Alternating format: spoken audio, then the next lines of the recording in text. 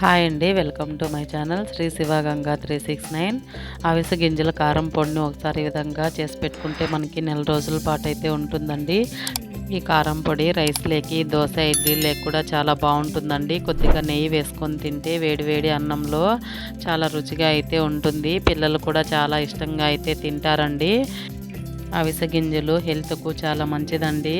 ఈ విధంగా పొడి చేసి పెట్టుకుంటే మనము ఏదైనా ఫ్రై చేసినప్పుడు ఫ్రైస్లో కూడా ఈ కారం పొడిని వేసుకుంటే టేస్ట్ చాలా బాగుంటుంది.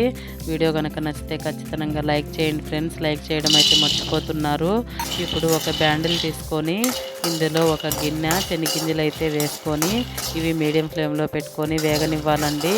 అప్పుడే మనకి పొడి అనేది టేస్ట్ బాగుంటుంది. ఇలాగా ఇవి వేయించుకొని పక్కకు తీసుకోవాలి. ఇప్పుడు అదే బ్యాండిల్లో ఒక గిన్నె అవిసె గింజలను అయితే తీసుకుంటున్నాను. ఇవి కూడా అయితే బాగా వేగనివ్వాలి. ఇవి చాలా తొందరగా అయితే వేగిపోతాయండి. మనకి టేస్ట్ కూడా కొంచెం నువ్వులాగా అయితే ఉంటాయి.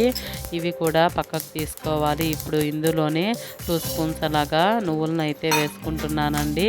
నువ్వులు కూడా అయితే వేగిన తర్వాత పక్కకు తీసుకోవాలి.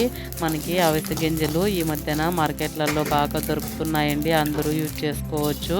ఇప్పుడు ఇందులోనే 1 స్పూను జీలకర్ర వేసుకొని ఇది కూడా కొంచెం వేగిన తర్వాత పక్కకు తీసేసుకోవాలి.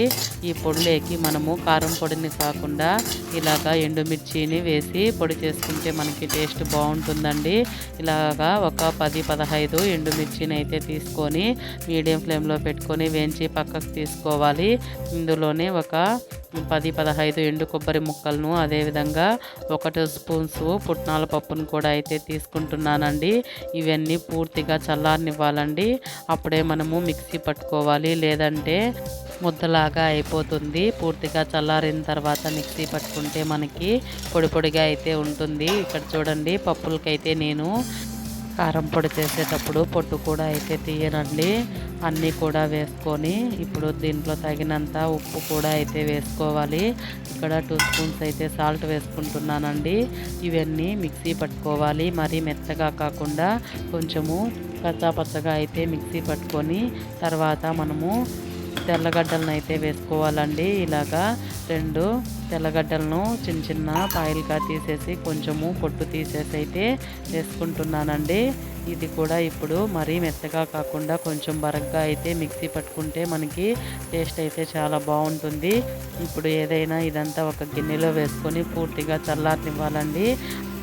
ఈ విధంగా కారం పొడిని చేసి పెట్టుకుంటే మనకు ఏదైనా ఫ్రై చేసినప్పుడు అందులో కొద్దిగా వేసుకొని తింటే చాలా బాగుంటుందండి. రోజు కారం పొడిని చేసుకోవాల్సిన అవసరం ఉండదు. ఈ విధంగా చేసి పెట్టుకుంటే మనకి నెల రోజుల పాటైనా ఉంటుంది. ఇలాగా పూర్తిగా చల్లారిన తర్వాత గాజు కంటైనర్లో వేసి పెట్టుకుంటే మనకి స్మెల్ అనేది పోకుండా టేస్ట్ అయితే చాలా బాగుంటుందండి. Thank you for watching friends.